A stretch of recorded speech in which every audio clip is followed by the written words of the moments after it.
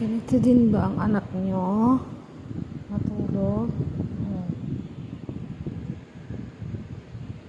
Mas maluwag na ang hinihigaan nila kaysa sa car mom nila. Tignan mo yung isa.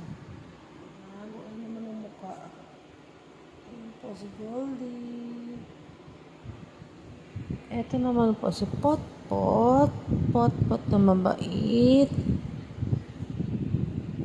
Sarap ng tulog, oh. Tingnan mo, nakapukang-kang pa. Ito naman, tago ang mukha pag natutulog.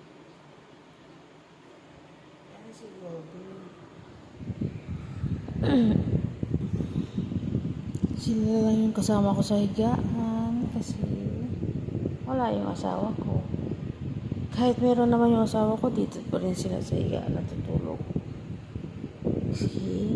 Mahal na mahal namin yung dalawang yan. Ay, nakatutok pa sa electric pan. Love you, Potpot. Love you, Goldie po. Mama, ay gising naman. Kakain sila.